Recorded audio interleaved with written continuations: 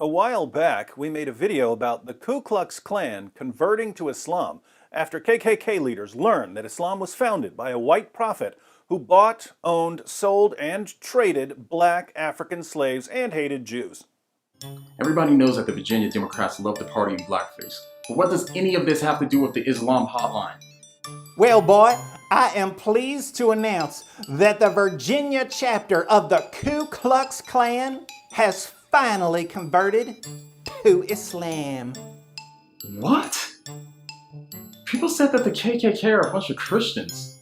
Yeah, Christians, LOL. A bunch of Christians who love to burn crosses and worship a Jew who ordered his followers to love everyone, even their enemies. You, sir, are hilarious. Truth is, we didn't know what to believe until we found the whitest prophet Allah has ever sent into this world. His companions testified that he was white with an elegant face. They referred to him as this white man and drew attention to his white complexion. They wanted us to know about the whiteness of his shins, and the whiteness of his thigh, and the whiteness of his leg, and the whiteness of his stomach, and the whiteness of his forearms, and the whiteness of his cheeks, and the whiteness of his armpits. I can just picture our beloved white prophet now.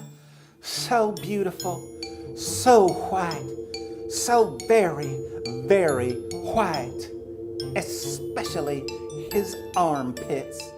After we posted that video, Vocab texted me and said, "You'll never guess what the KKK's handbook is called."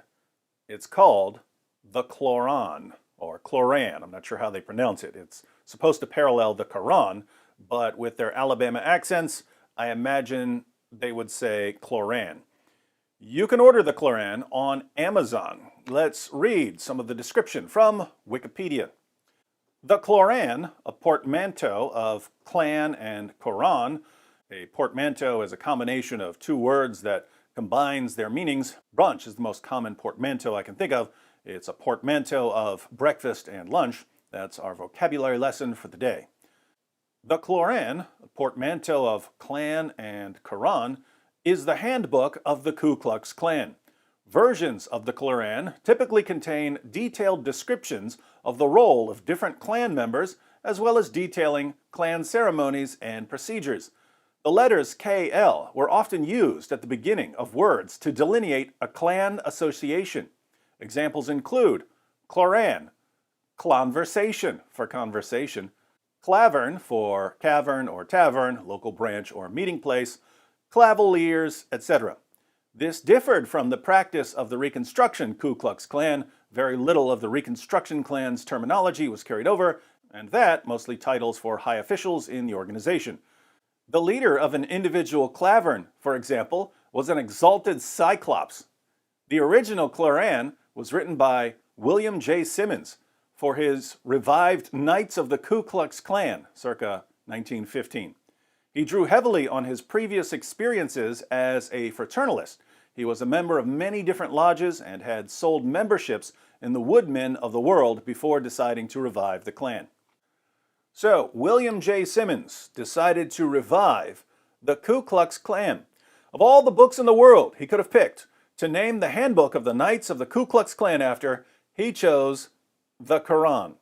Now, we know that, according to Islam's most trusted sources, Muhammad was whiter than a scoop of mayonnaise on a saltine cracker, and that Muhammad had numerous black slaves, and that he had sex with his slave girls, and that he referred to Ethiopians as raisin heads, and that he said that Satan looks like a black man, and that he prophesied that a black man would eventually destroy Islam's holiest site, the Kaaba, and that, under Sharia, the penalty for calling Muhammad a black man was death.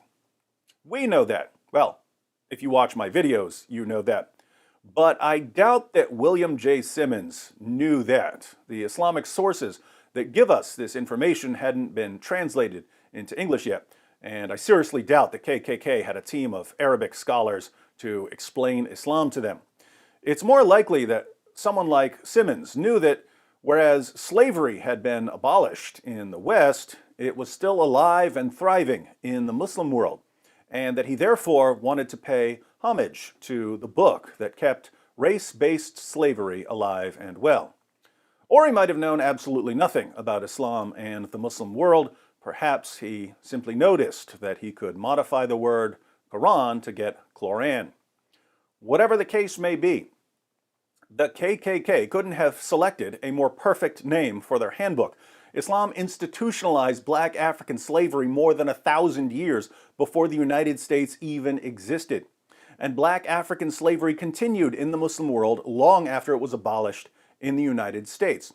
Indeed, it continues even today in the Muslim world. 13 centuries before William J. Simmons became the Grand Wizard of the revived Ku Klux Klan, Muhammad became the Grand Wizard and Supreme Exalted Cyclops of Klislam, a clergyman that demands submission to Klala. To this day, Klislam's Grand Wizard continues clawing people to convert.